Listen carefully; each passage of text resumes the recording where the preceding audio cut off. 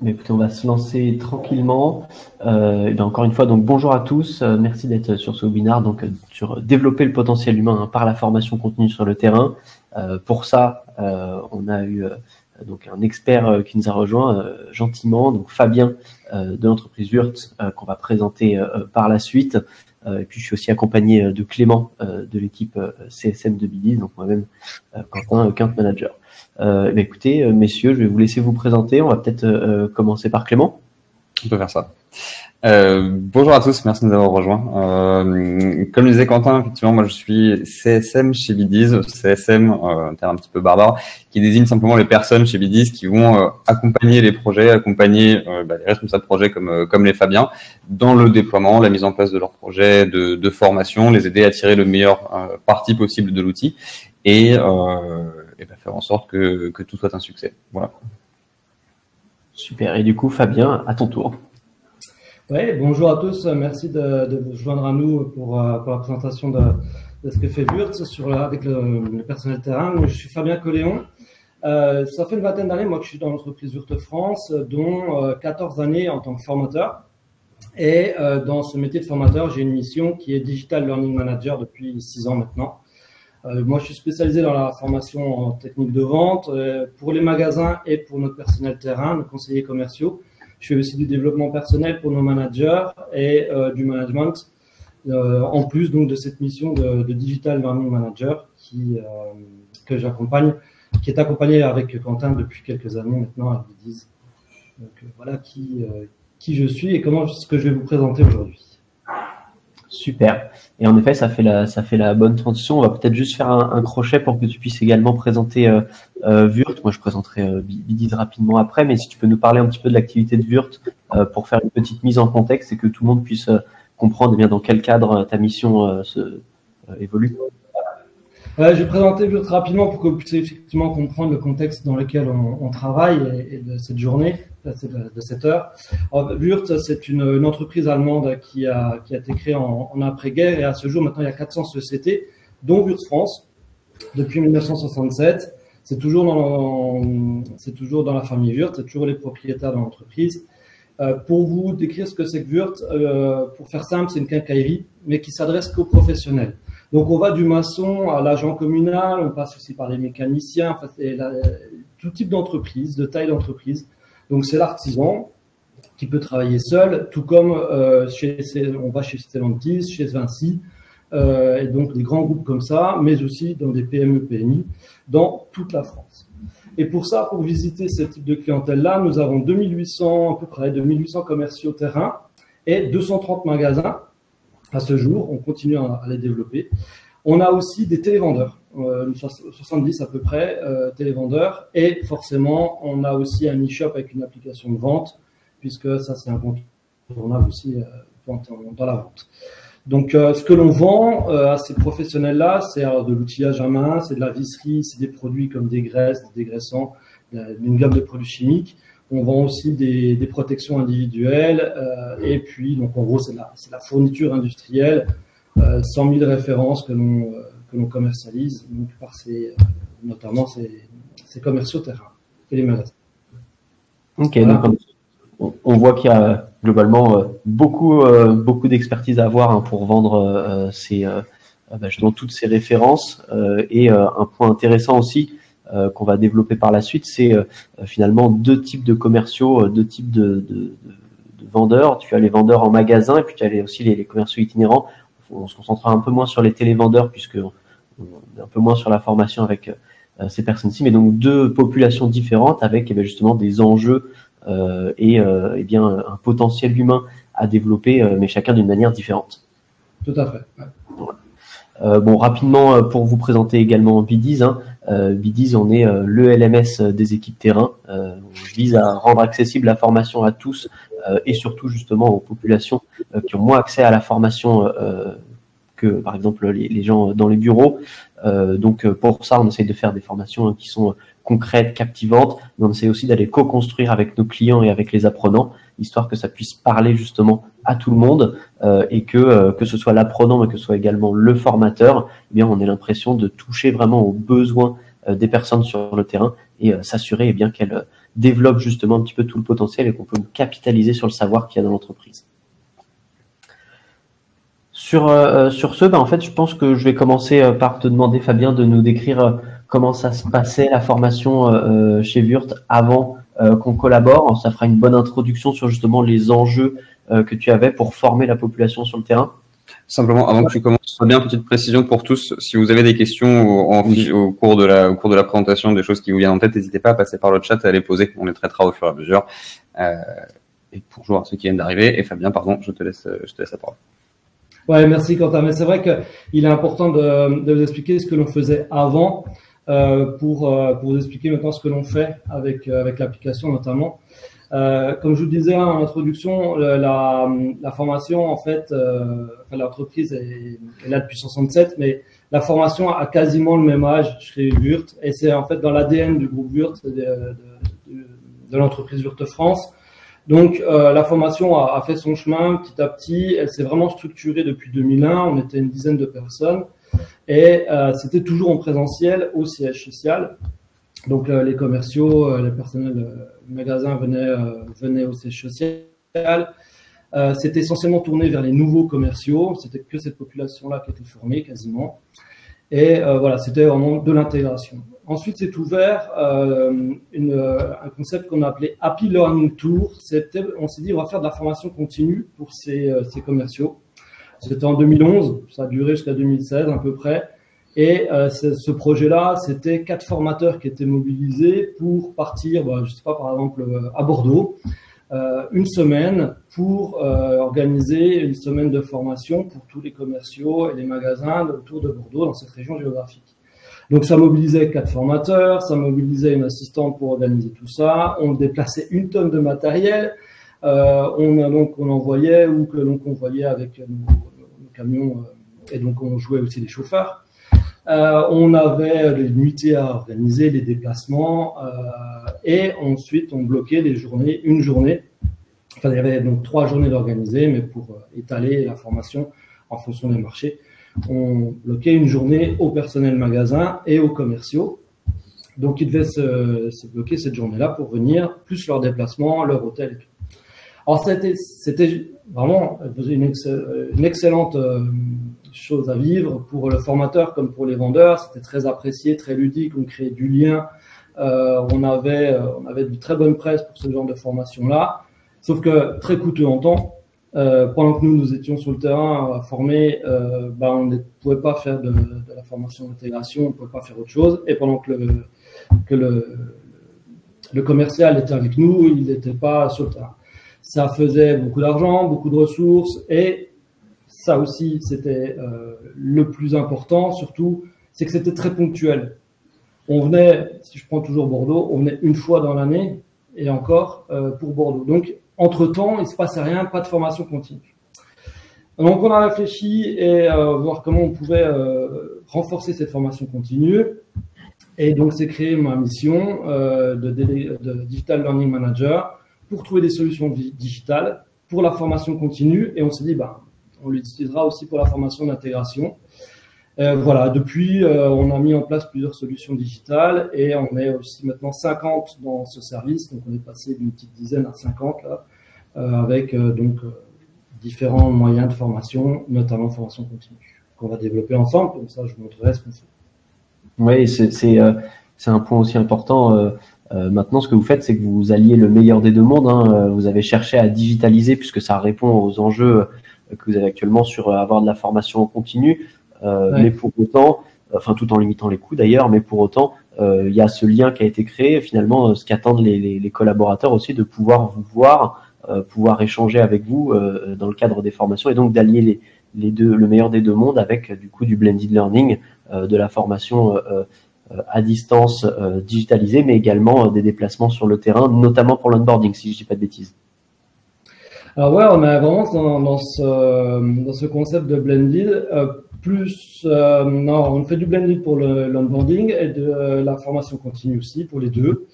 On a la formation en distanciel pour les deux, donc aussi bien l'onboarding que la formation continue. Des webinaires aussi qui sont organisés, donc c'est des formats beaucoup plus courts avec beaucoup moins d'interaction.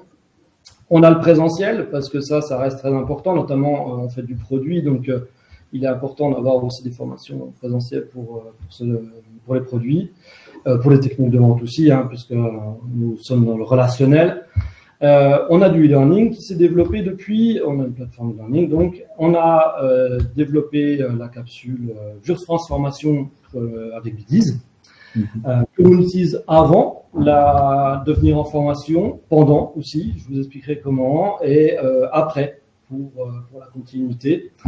Et en annexe, on a aussi une plateforme de contenu qu'on a mis à disposition à l'ensemble de l'entreprise pour de l'auto-formation. Donc, pour faire simple, c'est un navigateur de contenu qui cherche du contenu pédagogique sur l'ensemble du web, et on met ça à disposition. Donc voilà, on a vraiment une offre très, très mélangée, très mixte. Ok. Je vais me tourner vers Clément pour essayer de prendre un petit peu aussi le pouls de ce qui se passe au global sur ce qu'on peut observer.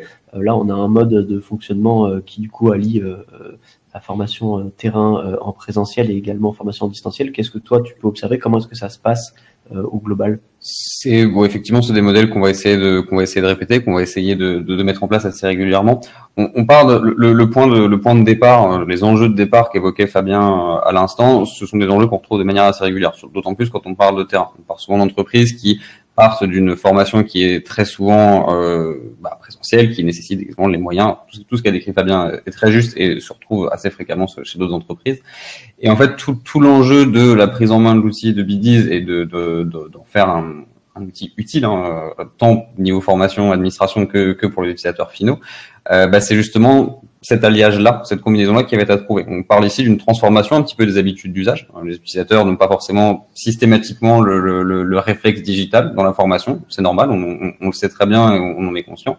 Il faut petit à petit arriver à les ramener sur les habitudes d'usage digital parce que ça a quand même un certain nombre d'intérêts. Encore une fois, Fabien l'a évoqué mieux que moi. Donc oui, on part de ce point de vue-là, on essaye d'avancer dans ce sens-là, de trouver la bonne alchimie entre qu'est-ce qui nécessite encore de l'intervention présentielle, du lien humain, qu'est-ce qui peut être digitalisé et comment est-ce qu'on va tirer bénéfice de cet outil digital-là. Alors après, il y a tout un tas de fonctionnalités, tout un tas de choses qu'on pourrait creuser, mais voilà, je pense que c'est quelque chose qui se ressent de manière globale. Ouais, tout à fait. C'est clair. Donc là, on a parlé un petit peu des choix que vous avez fait côté Wurt, justement partir sur de la digitalisation par rapport aux enjeux que vous aviez, que tu as évoqués, les contraintes de temps, les contraintes de formation continue, le fait de se déplacer, et aussi tout simplement par rapport aux commerces terrain. On parle de commerciaux qui sont souvent en déplacement, donc forcément il faut stopper l'activité des fois plus d'une journée pour eux. Donc tous ces éléments-là vont vous en pousser à vous équiper notamment de Bidiz. Et si on peut rentrer un petit peu dans le détail, comment est-ce que justement toi, Fabien, tu fais utiliser Bidiz, notamment lors des formations d'intégration? Alors, on a l'avantage d'avoir intégré Bidiz dans nos parcours. C'est que déjà, on a augmenté notre offre de formation. Le catalogue de formation a énormément évolué. On a baissé, ça c'est sûr. Comment on l'utilise notamment dans l'intégration, c'est avant, parce que on les invite à aller s'auto-former avec le contenu. Ce qui est aussi intéressant, c'est qu'on l'utilise pendant la formation en présentiel. On va visiter les locaux. Par exemple, je prends un exemple, on va visiter les locaux, mais cette visite des locaux, notamment de la plateforme logistique, ou du service AQP, il y a un intérêt pédagogique derrière. Donc, on va valider les connaissances, on va valider ce qu'ils ont retenu en leur faisant utiliser le téléphone. On utilise la fonctionnalité flashcode, donc il flash le code, le quiz s'ouvre sur l'application Bidiz et ils répondent aux questions, ce qui nous permet nous de mesurer en live s'ils ont retenu l'essentiel, ce que l'on veut qu'ils retiennent. Et le formateur peut du coup ajuster on va appeler ça une formation, parce que c'est vraiment un intérêt pédagogique, ajuster sa formation en live et répondre aux questions et ajouter du contenu. On l'utilise aussi, par exemple en technique de vente. Ce que je fais, c'est que je fais un apport sur une objection bien précise pour qu'il puisse traiter cette objection plutôt que ce soit le formateur ou donc en salle qui fasse l'apport. je les invite à utiliser la capsule et ensuite on fait une synthèse ensemble, questions-réponses, synthèse ensemble de ce qu'ils ont retenu et j'évalue aussi ce qu'ils ont retenu de cette capsule pour apporter ça de façon différente. Ça leur permet aussi de m'assurer qu'ils utilisent bien l'application, qu'ils savent l'utiliser. Et ça casse le rythme de la formation présentielle, ça fait une autre façon d'apprendre que je trouve super intéressant. Ok. En effet, là, on touche peut-être un point intéressant, c'est on est sur une population qu'il faut engager. Il faut, et je lis un peu entre les lignes, mais tu essayes de casser un petit peu le rythme de la formation standard où c'est très descendant pour justement réussir à faire participer et faire en sorte que toutes les personnes puissent retenir les connaissances. Vous avez d'autres éléments justement pour engager ces collaborateurs-là, pour s'assurer que ils suivent et ils sont engagés dans la formation? Déjà pour engager, il y a plusieurs moyens et on a affaire à une population de commerciaux. Donc on s'est rendu compte que le challenge, la carotte, la fameuse carotte est super intéressante, importante pour engager les gens à aller se former avec l'application. Parce que se former pour eux, ça veut dire je suis pas en présence de mes clients, je fais pas de chiffre d'affaires. Donc qu'est-ce que je gagne? C'est plus en court terme, mais c'est ainsi. Qu'est-ce que je gagne à prendre du temps pour faire autre chose? Donc qu'est-ce que ça me rapporte, la question. Il faut qu'on leur réponde à cette question-là. Ça te rapporte. Parfois on fait des jeux, donc il y a des lots à gagner. Dernièrement il y a eu un AirPod.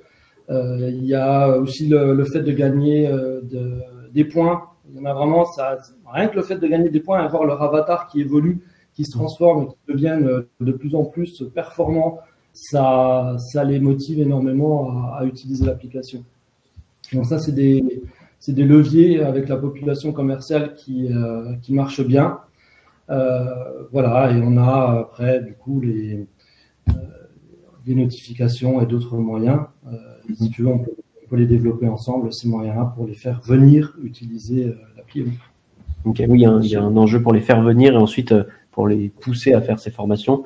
Et justement, je pense que Clément, tu voulais intervenir. Ouais, il y a d'autres, on peut imaginer pas mal d'autres choses. Il y a un autre point qui, je trouve, est très important, qu'on peut dérouler un petit peu à partir de ce que disait Fabien.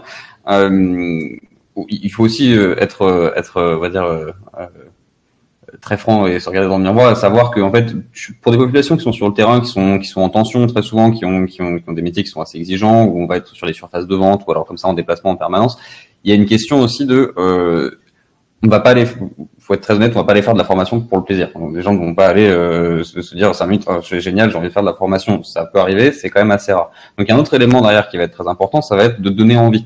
Donner envie, ça passe aussi par les contenus même que vous allez proposer. C'est des échanges que j'ai régulièrement aussi avec les clients qu'on accompagne, mais le fait d'avoir des contenus qui sont attractifs, un petit peu, qui sont bien léchés, bien formés, qui sont bien travaillés avec des beaux visuels, des choses comme ça, c'est des choses qui paraissent assez anodines en fait, qui vont pourtant avoir un impact assez fort. C'est-à-dire que des apprenants qui vont présenter, je sais pas, une formation sous un univers parfois un petit peu décalé ou en tout cas très travaillé, c'est des choses qui vont être beaucoup plus de facilité à créer de l'attraction à ce moment-là. Et on va surfer aussi un peu sur ce côté nouveauté. Je parlais tout à l'heure de transformation, le fait qu'on change les habitudes de formation des utilisateurs.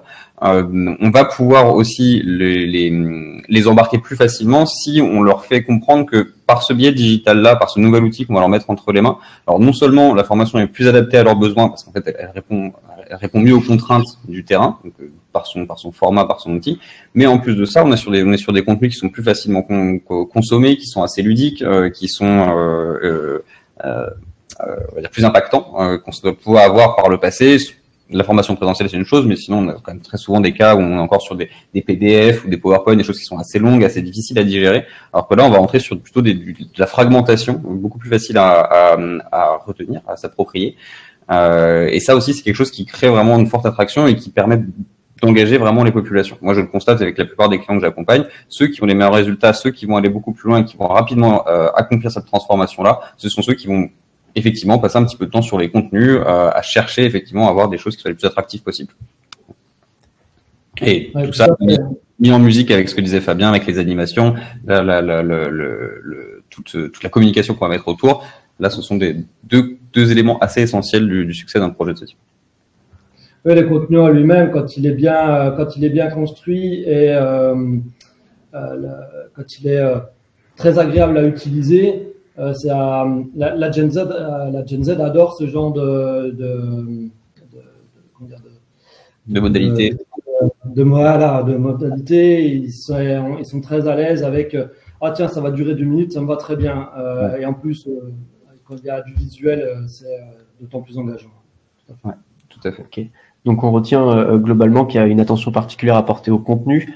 Il y a une attention particulière à porter aussi au format qu'on propose et à ce qui va pouvoir engager nos populations, donc bien connaître ces populations, se mettre dans leur botte finalement pour s'assurer qu'on leur parle bien. Est-ce que vous avez d'autres éléments en tête justement pour s'assurer de l'engagement de ces populations? Et c'est peut-être même vers vous aussi que je me tourne dans le chat. Si vous avez d'autres éléments qu'on n'a pas évoqués, n'hésitez pas à les pousser aussi. Là, on pousse les éléments que nous, on a en tête et qu'on a mis en place et qui marchent chez Wurtz. Chez vous, peut-être qu'il y a un contexte qui permet de débloquer d'autres éléments. Donc, n'hésitez pas à nous les partager également.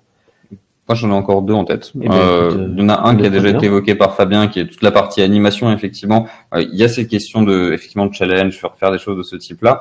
Il y a quelque chose qui est très simple aussi, c'est de maintenir l'application en vie. Ce que j'entends par là, c'est et j'insiste vraiment sur ce point, mais on parle ici de transformation des habitudes d'usage. Donc pour ça, en fait, il faut avoir une certaine régularité dans ce qu'on va proposer.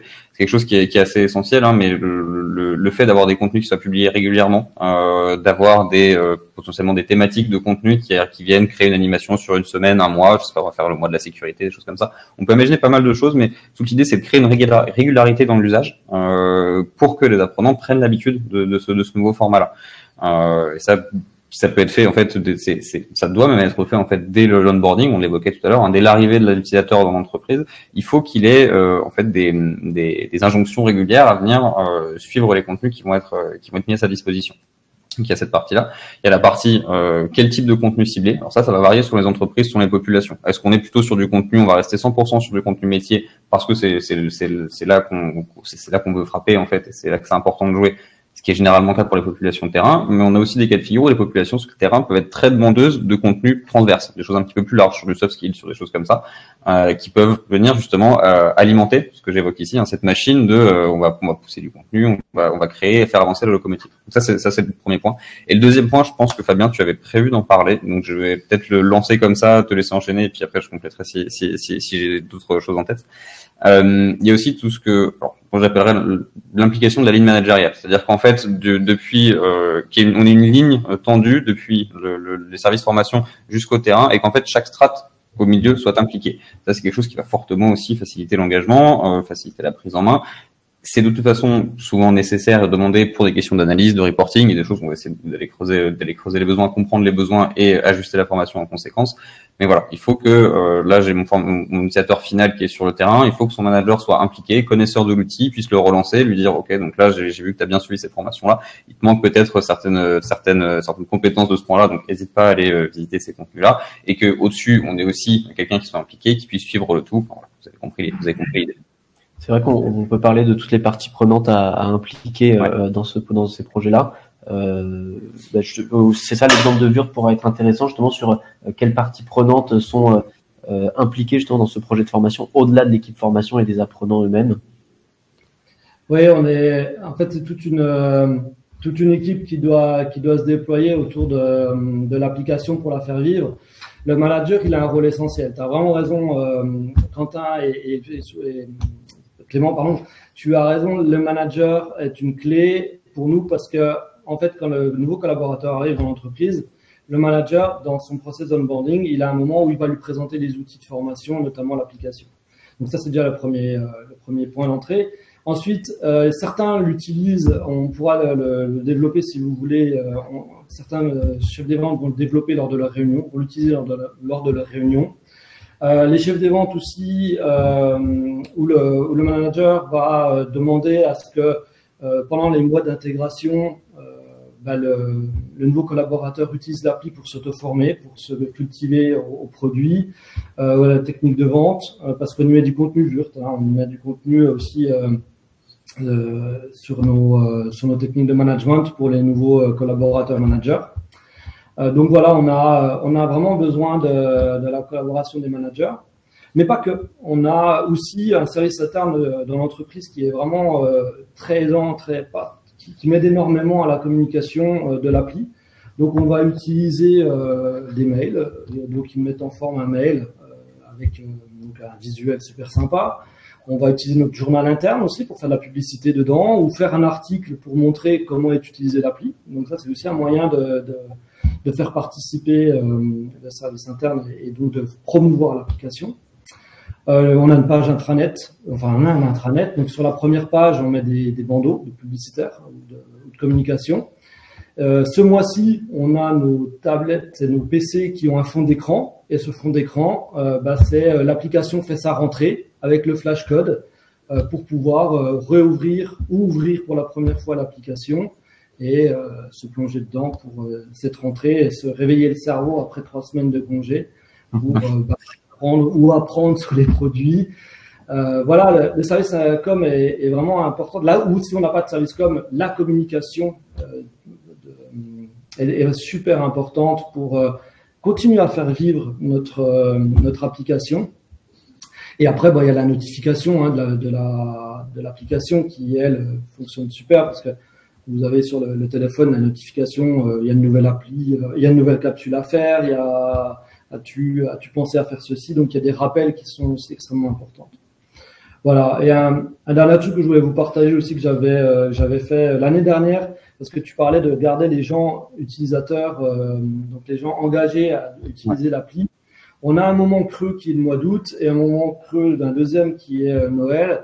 Donc, pour les garder engagés, en fait, l'année dernière, j'ai fait créer une carte postale. Et la carte postale a été envoyée à tout le personnel magasin et aux commerciaux pour les inviter, pour leur dire voilà, moi je prends pas de vacances, je suis l'appli, coucou, je prends pas de vacances, tu peux toujours me retrouver pour continuer à faire soit de l'auto-formation, soit on a mis en place un quiz et là c'est là où il y avait des AirPods à gagner. Donc à la fin de l'été, on te dira qui a gagné plus de points, qui a gagné la paire d'AirPods. Qui a fait le moins de fautes au quiz. Et c'était pas un quiz en plus sur l'entreprise, c'est vraiment un quiz de questions générales, histoire de changer un petit peu, d'avoir un côté vacances et de pas être sur le boulot pendant qu'on bronzait sur la serviette. Ouais, c'est intéressant. En effet, là, on parle de contenu quand même, formation très sérieuse, des éléments globalement où on va faire progresser le collaborateur dans son travail. Mais pour autant, là, ce que tu nous dis, c'est que être capable de varier ses contenus, amener aussi du contenu un peu plus léger, créer un petit peu cette attraction vers la plateforme et globalement vers le fait de se former, pousse les gens à être curieux et à un petit peu creuser ces éléments-là, au-delà bien sûr de l'animation et des challenges. Ouais, c'est ce qui m'a plu dans l'application. Hein, il y a le côté ludique, on peut apporter du contenu sérieux, mais on peut faire ça de façon ludique voilà, l'avatar, ne serait-ce que l'avatar qu'on a inventé, il évolue, il passe d'un homme des cavernes il passe l'âge, hein, il passe les temps, donc il est chevalier, ensuite voilà, il évolue comme ça, plus on a de points, plus il évolue dans son temps. Et c'est voilà, du ludique, de la gamification en ayant dedans du contenu sérieux, avec des visuels très travaillés, des vidéos travaillées. Donc, voilà, c'est ce qui est vraiment ce que j'apprécie, ce qui est apprécié aussi avec l'application. Ok, c'était un petit peu ma question. Comment est-ce que comment sont reçus tous ces éléments en interne? Globalement, tu vas me dire que c'est pas mal apprécié. Si on résume un petit peu les différents points qu'on a pour justement engager le collaborateur en ayant fait ce choix de digitaliser tout en continuant à travailler sur du présentiel aussi. Donc il y a une attention à porter au contenu, il y a une attention à porter aussi au public qu'on cible, en sachant bien leur adresser les bons messages.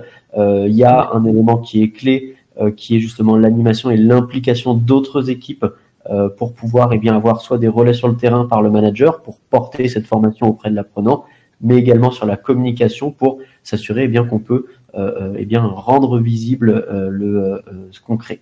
Il y a aussi du coup du rythme de publication, on en a parlé, la volonté de faire en sorte que l'appli soit amendée régulièrement, vivante, pour qu'il y ait justement des formations régulièrement et que ça pousse les différentes personnes à se connecter. Et bien du coup, on a...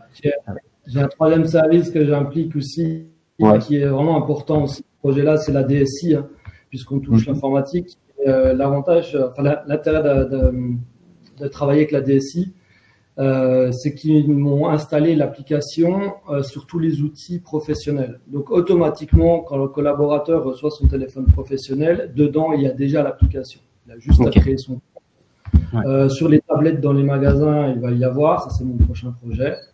Voilà, les outils informatiques de l'entreprise sont préparés à avoir l'application. Ok. Alors c'est en effet un point important. Je crois qu'on voit Ludovic qui manifestement est un excellent utilisateur dans le chat en étant au niveau super happy avec plus de 10 000 points. Ludovic. Je voulais rajouter peut-être un élément aussi. J'avais juste un point parce que ce qu'évoque Fabien à l'instant, le fait de pousser toute l'application sur tous les outils professionnels, ça touche du doigt aussi un autre sujet qui doit être mis en place assez tôt en fait, qui va éviter l'écueil que je vous présente là, qui est parfois la vision des utilisateurs de ce qu'on voit dans le digital peut être perçue parfois comme un peu un à côté de la formation. Donc il y a un vrai sujet aussi avec typiquement ce genre d'action on va le mettre déployer sur tous les outils professionnels et la communication qui va aller avec, de positionner la valeur de l'outil aussi, qu'en fait à quoi ça va servir, de bien faire rentrer dans la tête des gens que c'est l'outil de formation qu'ils vont devoir utiliser, sur lesquels il y a la formation métier, des choses qui vont leur servir au quotidien, qui vont vraiment leur apporter. Pour éviter cet écueil justement de personnes qui ne connaissent pas forcément trop le digital, qui n'ont jamais trouvé l'habitude du digital et qui peuvent avoir cet a priori parfois de dire en fait je vais me concentrer je suis mes formations présentielles, par contre le digital pour moi c'est peut-être un petit peu un bonus, quelque chose que je vais pas utiliser. Donc il y a toute une question de positionnement aussi de l'outil, et là des actions comme vient de l'évoquer Fabien, de dire en fait ça c'est votre outil de formation, il est installé par défaut sur toutes les tablettes, tous les téléphones, etc. En fait c'est déjà un message fort qu'on envoie à l'utilisateur en disant en fait tu vas arriver dans l'entreprise demain, ton premier jour en fait la formation ça se passe ici, et c'est là que tu vas aller chercher. Donc c'est aussi un enjeu important. Ça peut paraître, on va dire, être une porte ouverte, mais c'est important dans les communications, dans toutes les actions qu'on va mener, d'établir l'outil comme étant vraiment l'outil de formation à part entière, quoi. Je vais juste repréciser ce petit point. Et puis ça pousse le sujet justement du contenu. Là, en effet, tu parlais du côté peut-être accessoire par rapport aux formations présentielles et la perception. Pour contrer cette perception, il faut aussi justement pousser le contenu qui soit le plus utile possible aux collaborateurs. Fabien, si je dis pas de bêtises, vous avez concentré le contenu sur pas mal d'éléments, notamment métiers, sur les produits, sur les techniques de vente et aussi sur l'onboarding, pour que justement le collaborateur ait finalement une boîte à outils complète, que ce soit à son arrivée, mais également en continu dans l'entreprise. Ouais, alors au tout début, Quentin s'en souvient, on avait commencé, Clément, pardon, tu t'en souviens, c'était avec toi que j'avais commencé, Quentin. Clément, je vais y arriver. On a commencé à travailler sur plein de contenus différents et surtout du contenu hors Wurt, si je puis dire. Et on a très vite réfléchi et recentré sur le métier, sur la vente, les techniques de vente, que ce soit en magasin, que ce soit en terrain. Le management, donc je sais pas, animer une réunion à distance, des choses comme ça, ça reste large, pas forcément métier Wurt, mais c'est quand même vraiment spécifique au métier. Les produits, alors ça, il y a énormément de demandes, c'est quelque chose qui est très très demandé par le terrain, d'être formé régulièrement aux produits. Donc en plus de la formation continue, ils ont donc maintenant cette application pour se former, s'auto-former avec des capsules très courtes. Ça, c'est le principe de BDIS, d'avoir des capsules très courtes. Et du coup, on ne parle pas du produit dans son ensemble, on parle d'une caractéristique précise, on parle d'une utilisation précise. On est vraiment très focus sur ce qu'ils doivent retenir, en fait. C'est ça qui est intéressant. plutôt que d'avoir des e-learning qui durent 20 minutes pour donner plein d'informations sur le produit. Là, on cible vraiment ce qu'on veut qu'ils sachent, ce qu'on veut qu'ils utilisent concrètement dans leur métier au quotidien. Ok. Donc en effet, oui, il y a cette approche de cibler vraiment et raccourcir un petit peu la formation par rapport aux temps initiaux pour faciliter l'apprentissage. Encore une fois, hein, Clément, est-ce que c'est quelque chose que tu observes toi aussi partout? Comment est-ce que ça fonctionne? Est-ce que quels sont les modes d'apprentissage qui fonctionnent le mieux? Oui, je rejoins complètement Fabien, c'est vrai qu'on avait travaillé ensemble sur ce sujet, donc effectivement, on va forcer. C'est bien qu'on soit d'accord pour le coup. Oui, je rejoins tout à fait ça. Il faut repartir aussi des problématiques de base qui vont être posées par l'utilisation, par la formation sur le terrain. C'est qu'on a des contraintes d'accessibilité, des contraintes de temps. Donc forcément, il faut qu'on aille s'adapter et qu'on aille répondre au mieux à ces populations-là. Et typiquement, le fait de raccourcir des contenus, d'avoir ce qu'on évoquait un petit peu, ce qu'on évoque en fil rouge un peu depuis le début, le fait d'avoir ces contenus courts qui soient beaucoup plus impactants, faciles à consommer. En fait, je suis entre deux rendez-vous, mon manager m'a demandé de faire ça. Ok, je vais m'en occuper là maintenant, ça me prend 2 minutes et puis en fait, et j'y vais. Ça, c'est typiquement ce genre de mécanisme de réflexe d'apprentissage qu'on essaie de développer et qui fonctionne d'ailleurs plutôt bien en fait quand on regarde au global en tout cas sur les entreprises que je peux accompagner aujourd'hui. On est systématiquement dans ce type de contenu-là et en fait c'est ce qui plaise et c'est ce qui fonctionne. Et d'ailleurs il y a des sur l'outil, il y a une satisfaction qui est demandée aux utilisateurs de noter les modules qu'ils ont suivis, etc. En fait, il y a 2 choses qui se démarquent. C'est quand on a des modules qui sont courts, impactants, en fait, ils sont souvent très appréciés. Et ce qu'on constate aussi, parce que les chiffres de la formation au sens très très large sont pas souvent aussi percutants, mais en fait sur ces populations-là, les taux de complétion des contenus sur nos utilisateurs qui vont vraiment véritablement aller au bout de leur contenu parce qu'ils sont courts et peut-être parce qu'ils trouvent leur intérêt, ce sont des taux qui sont très élevés. En moyenne sur des populations comme on peut l'avoir avec Fabien chez Wurt ou chez d'autres entreprises du retail avec du terrain. C'est super. Ouais. C'est vraiment ce que j'allais dire. On est généralement au-dessus de 90% de complétion, ce qui sont des taux qui sont quand même très élevés et qui dénotent bien de ce côté, en fait, l'intérêt de la formation. En fait, moi, ça me convient ce format-là. Très clair. Avant justement sur les chiffres, sauf si tu voulais ajouter un élément, Fabien, on a des questions et je pense que ça peut être intéressant d'y répondre maintenant. Donc à toi de me dire si tu voulais rajouter un élément, Fabien, sur ce sujet-là, avant que peut-être justement, moi ce qui m'intéresse, c'est peut-être de passer justement sur les chiffres et ce qu'il y a derrière. Pour clôturer ce point-là que disait Clément, c'est vrai que le format court plaît énormément aux personnes sur le terrain et en magasin. Parce que entre 2 clients ou à la pause, ils peuvent prendre 2-3 minutes pour un sujet sur une capsule. Et ça, c'est ça qui fait qu'on a un taux de complétion et un taux d'utilisation très élevé. C'est vrai que c'est la clé. C'est la clé qu'on a trouvée. Ouais. J'ai une question d'Isabelle, simplement sur la question quand on dit de cours, combien de minutes exactement dans le chat, pardon. Alors en fait, libre à vous. D'un certain côté, vous êtes sur l'outil auteur de Bidiz, on peut concevoir des contenus qui vont faire 1 minute comme des contenus qui vont en faire 25. Évidemment, dans tout ce qu'on décrit depuis le début, vous avez compris que le 25, c'est pas forcément ce qu'on va recommander. Le contenu court, on peut voir sur des modules vraiment ultra courts, où on a parfois des modules qui sont simplement c'est un module produit avec une fiche de présentation, 2 questions sur le produit, comprendre l'essentiel, et là, on a sur un module qui va durer 2 minutes, 3 minutes grand maximum.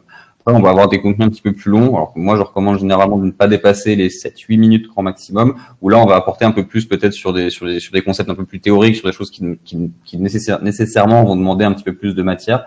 Mais on peut quand même s'en sortir avec un contenu bouclé en 4-5 minutes maximum, qui reste quand même raisonnable dans les usages qu'on décrit depuis tout à l'heure. Il y a un point intéressant à rappeler aussi, c'est que malgré le fait qu'on recommande d'avoir ces contenus courts et des notions courtes pour que le collaborateur puisse clôturer son apprentissage en moins de 5 minutes, ça n'empêche pas d'avoir des sujets qui vont être plus longs, mais qui ensuite, eux, sont découpés en format plus court. Et c'est ça, en fait, qui facilite l'apprentissage petit à petit par justement le fait de pouvoir se revenir 2-3 fois quand on a le temps sur un sujet, plutôt que de devoir se bloquer 1 heure, 2 heures pour faire l'ensemble du bloc. Donc c'est un élément aussi important, être en capacité de découper un petit peu ce que le collaborateur ce qu'on va vouloir transmettre au collaborateur pour cibler justement ses points d'intérêt petit à petit. Ouais. On a une deuxième question de Anne là, qui sera directement pour toi, Fabien. Oui. C'est comme Wurt est une entreprise allemande, est-ce que vous aviez une plateforme proposée par le siège? Est-ce que vous avez tout créé depuis la France? Alors, le Wurt France est une filiale française du groupe, donc on a une certaine indépendance. Alors, on a un LMS qui est lui du groupe, mais c'est pas le sujet. Par contre, concernant la capsule Bidis, c'est franco-français, c'est développé en France avec Bidis France.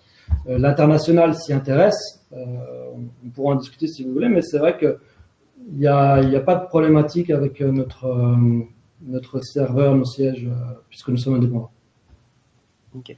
En effet, ça peut poser la question des équipements et des outils, et éviter d'avoir la multiplicité des outils en fonction, eh bien, quand on a une entreprise avec un siège et différentes utilisations. L'idée, c'est que là, donc, ce que tu décris, c'est qu'on utilise finalement Bidis en complément par rapport au LMS, puisque ça permet d'apporter quelque chose que ce LMS n'apporte pas, c'est ça? Oui, évidemment, le LMS, c'est les formats longs, c'est des formations obligatoires.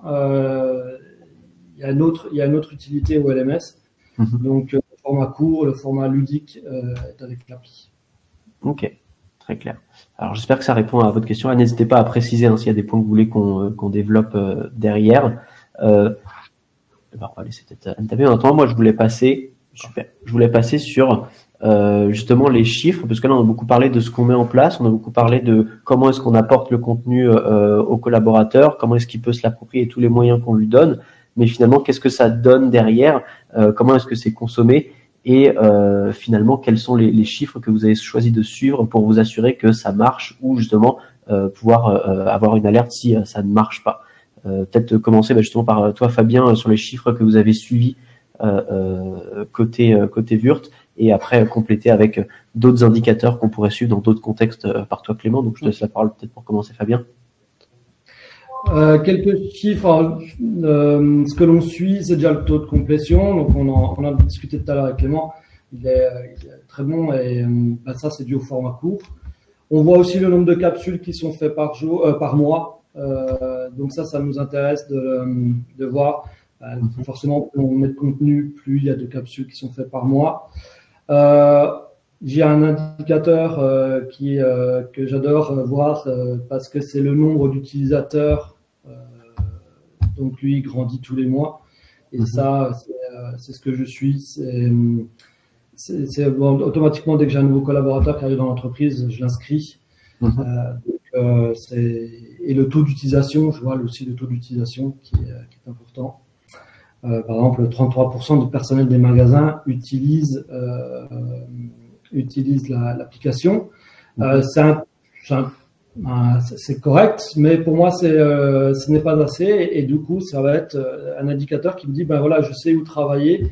Le personnel magasin, il y a des contraintes, il y a des choses, il y a des facilités aussi. Ils ont notamment une tablette à disposition maintenant depuis très peu de temps. Qu'est-ce que je peux faire pour augmenter ce taux d'utilisation chez le personnel du magasin? Et voilà, donc ça permet de réajuster derrière, de piloter l'utilisation de l'application. Ok, donc oui, là tu as clairement identifié, grâce aux chiffres que tu as mis en place, des signaux forts, des signaux faibles sur l'utilisation. Ça te permet de t'ajuster. Donc tu as notamment, si je résume, la complétion et globalement le temps qui va être passé sur la plateforme par les apprenants, mais également être en capacité d'aller voir, lorsqu'un nouvel apprenant entre dans l'entreprise, le temps qu'il va mettre avant de se connecter pour la première fois sur la plateforme, pour voir si justement la communication et l'adoption est rapide. Et puis après, naturellement, l'adoption en continu sur le terrain, notamment auprès des populations qui ont plus de difficultés. Et là, donc, tu as mis en place une solution, les tablettes récemment, pour que ça augmente ce chiffre-là. Comment ça se passait avant, justement, les collaborateurs terrain en magasin n'avaient pas d'outils? Comment ça se passait, justement? Alors, la personne magasin, le manager du magasin, il a un téléphone professionnel. Donc, comme je disais tout à l'heure, le téléphone professionnel a tout de suite l'application dans le téléphone. Donc, on touchait beaucoup plus le manager en tant qu'utilisateur, moins le personnel qui, lui, n'a pas de téléphone professionnel. Donc, certains jouaient le jeu, utilisaient leur téléphone perso, d'autres ne souhaitaient pas. Ok, ça, c'est libre à chacun. Et j'ai profité d'une opportunité parce que pour l'organisation, la gestion du magasin, le service magasin a déployé des tablettes. Et c'est là où je me suis dit il y a quelque chose à faire. La tablette peut être utilisée dans salle de pause. La tablette fonctionne sur Wi-Fi, contrairement à l'ordinateur de caisse qui lui est fixe et sur la surface de vente. Donc forcément, ils utilisaient peu le PC de caisse pour se former. Donc là, la tablette est vraiment mon prochain challenge. Déjà, l'application va être dessus très prochainement. Et repartir sur une campagne de communication pour rappeler que l'application existe aussi pour le magasin, pas que pour les managers, mais aussi pour le personnel, et qu'ils pourront se former, utiliser l'appli sur la tablette. Okay. Oui, c'est cette volonté finalement de coller à leur usage sur le terrain plutôt que d'essayer de forcer une adoption qui serait, j'allais dire contre nature par rapport à leur activité. Là, c'est d'aller coller justement à l'évolution un petit peu de ce qu'ils peuvent avoir sur le terrain. Est-ce que tu as peut-être d'autres exemples, Clément, justement sur ces populations où on n'a pas forcément un outil digital en premier lieu? Comment est-ce qu'on peut leur permettre de se former? Ça arrive assez régulièrement. Le cas de figure qui est évoqué là sur les tablettes en magasin, c'est un cas de figure qu'on retrouve quand même assez régulièrement, où en fait, dans les cas les plus, on va dire, les plus chanceux ou les entreprises les mieux fournies, on va avoir une tablette par utilisateur. C'est pas toujours le cas. Ce qu'on va avoir plutôt dans le cas d'une tablette par magasin, c'est en fait des logiques de roulement, c'est-à-dire qu'une tablette qui est disponible, en fait, chacun va aller se connecter l'un après l'autre. Il y a des mécanismes sur l'outil qui permettent de dire que pour éviter que tout le monde se connecte sur le même compte, qu'au bout de 10 minutes, 10-15 minutes d'activité, la personne est déconnectée, le suivant doit se reconnecter. Enfin, voilà, on a des logiques qui permettent de faciliter ça. Après, on a des cas de figure aussi où en fait on va, alors on peut jamais l'obliger parce que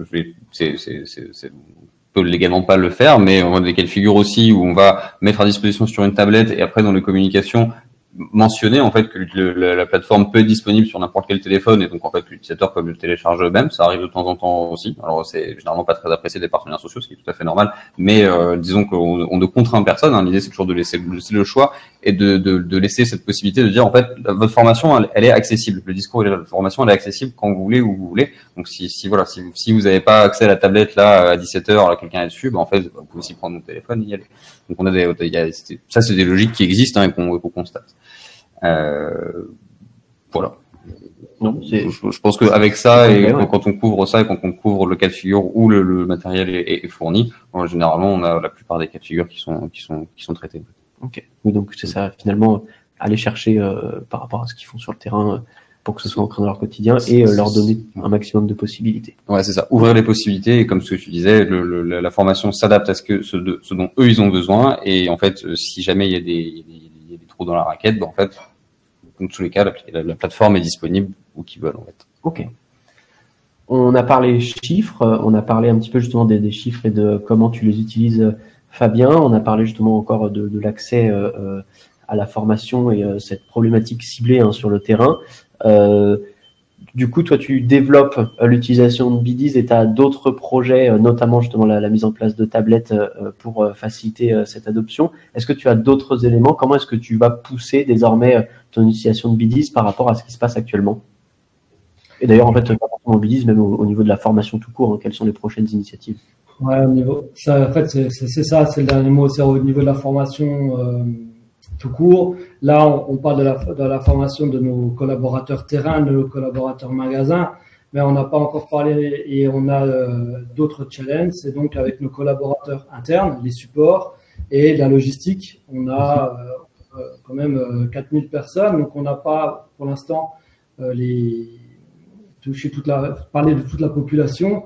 Et parce que tu disais tout à l'heure, Clément, c'est que les internes et la logistique n'ayant pas de téléphone professionnel, n'ayant pas d'outil professionnel, si ce n'est un PC, alors on les invite par la communication à utiliser la web app de Biddies pour s'auto-former ou s'ils veulent utiliser leur téléphone perso. Et voilà, j'ai mis en place des kakémonos par exemple avec le flashcode, ils flashent, ça arrive sur le store. Et ils peuvent télécharger sur leur téléphone l'application. On a de la communication régulière comme ça, journal interne, le fameux fond d'écran de ce mois-ci pour rappeler que l'application est ouverte aussi à tous et pas que à notre personnel de vente terrain. Donc c'est la suite, c'est ce qu'on déploie parce que la formation, notre service formation n'est pas dédié, n'est pas tourné maintenant que vers la vente, le personnel de vente. Maintenant, on a la possibilité de former l'ensemble des collaborateurs, donc que ce soit en présentiel et donc en digital, et notamment avec l'appli. Donc ça, c'est ce qui va se mettre en place encore plus ces prochains mois et années. Voilà. Et Anne posait la question sur l'international. On est une filière indépendante, mais bon, on est observé par notre groupe et par les autres filiales. Et les différents filiales du monde nous observent et seraient intéressés par déployer ce type de formation digitale par application. Parce que on est les précurseurs. C'est vraiment, en termes de digitalisation, on est les précurseurs en France. Et là, ça commence à être étudié. On appelle ça la Wurt Academy. Donc, c'est une académie qui reçoit tous les managers du monde et qui les forme sur le management et autres. Et ils ont des séances de travail. Et un des sujets est la digitalisation et notamment l'application chez Wurt France. Donc, j'ai de plus en plus de sollicitations internationales pour que je leur présente l'appli, comment on fait. Et la discussion qu'on est en train d'avoir, je l'ai aussi avec mes collègues à l'international pour leur expliquer comment on forme nos collaborateurs terrain et pour qu'eux puissent voir s'ils peuvent le faire, comment ils peuvent le faire. Et voilà, c'est des échanges comme ça qui se sont mis en place avec nos filiales internationales et qui intéressent grandement aussi la direction internationale, du coup, maintenant, pour voir si ça peut être utilisé dans d'autres cas que la formation de terrain, même si la population de terrain est la première à être en bénéficier, ouais. À en bénéficier et à continuer à en bénéficier parce qu'il y a encore beaucoup de choses à faire. C'est ça qu'elle. Justement, dans les choses à faire, je crois qu'on avait mentionné aussi, en tout cas, on en avait parlé ensemble, le fait de commencer à aussi utiliser BDIS pour animer les réunions commerciales, donc rendre encore plus dans la main des managers pour qu'ils soient non plus là relais de la formation, même eux-mêmes quasiment formateurs. Ouais, tout à fait. Qui dit rentrée dit nouveau challenge que je démarre je vais essayer avec un chef des ventes. Qui va utiliser l'application lors de sa réunion avec deux thèmes, deux capsules à faire en présence, en présentiel, toute l'équipe est là, sous forme de battle, donc on va pouvoir créer cette émulation et tout ça chaque mois, une fois par mois, il va donc ensuite cumuler les points et à la fin le chef des ventes va donc féliciter et je pense offrir quelque chose à son membre de l'équipe le plus méritant. Et le petit plus en plus que je trouve très intéressant managérialement parlant, c'est que le chef des ventes délègue ça à un de ses collègues, un de ses collaborateurs. Donc il lui a donné la mission d'animer ça, de suivre, voilà, donc je suis en relation avec c'est un vendeur qui prétend peut-être à devenir chef des ventes, donc il teste ses compétences d'animation, réunion et tout comme ça avec l'appli. Et si ça marche bien, si ça plaît, et de toute façon je sais que ça va faire boule de neige, il y a d'autres managers qui vont toquer à la porte pour que je leur mette ça aussi à disposition. Donc je leur crée un parcours dédié, un groupe dédié, et donc le chef des ventes peut suivre les statistiques, les scores, etc., de façon indépendante. Oui, là, on fait entrer quasiment la formation comme outil de management à part entière, voire de responsabilisation aussi, voire de promotion finalement du collaborateur impliqué. Voilà, il y a plusieurs volets à ça, et du coup, les collaborateurs se forment. Ça permet aussi d'avoir un autre sujet de réunion que des chiffres et des réunions comme ça. Donc, il y aura 10-15 minutes dédiées à s'auto-former avec deux capsules. On va suivre ça ensemble. Ce sera peut-être l'occasion de refaire un webinaire dans un an pour débriefer de comment ça a marché. On n'a pas laissé forcément beaucoup de temps pour les questions. Donc, si vous avez des questions, n'hésitez pas à les poser là. On va prendre les 2 minutes qui restent pour y répondre. Voilà, je trouve que ça clôture aussi bien finalement tout ce qu'on avait envie de vous présenter et de vous présenter finalement la démarche aussi que porte Fabien et qui se passe chez Wurt, donc avec cet enjeu de former ses collaborateurs sur le terrain et de trouver les meilleurs relais pour que tout le monde soit intéressé par la formation et qu'ensuite ils puissent progresser et se sentir valorisés dans l'entreprise au travers justement de cette formation et continuer à développer un petit peu le potentiel qu'ils ont. Donc écoutez, si vous avez des questions, nous sommes ouverts aux questions. Je crois qu'il y a une question qui est en train de se poser parfaitement. Mais d'ici là, je peux aussi vous laisser la parole, Clément, Fabien, si vous avez des éléments à ajouter en attendant. Écoute, il y a beaucoup d'éléments qu'on pourrait rajouter. On pourrait discuter encore longtemps de tout ça. Non, je pense qu'on a fait un tour d'horizon qui est assez intéressant. On a couvert la plupart des éléments. Pour ma part, rien de plus à ajouter sans déclencher un autre débat d'une heure supplémentaire. Donc voilà. Anne, pour votre question, partager des copies d'écran pour voir l'interface. Ce que je propose, c'est qu'on pourra les partager en sortie de l'événement pour que vous puissiez les voir. Soit on fera en sorte de prendre contact avec vous, soit Fabien directement pour vous montrer aussi comment ça se passe si ça vous intéresse pour justement vous inspirer et voir à quoi peut ressembler l'interface Vidiz, qui soit justement une interface soit sur le téléphone, soit sur le web, soit sur les tablettes, et ça pourra peut-être vous aider à vous projeter.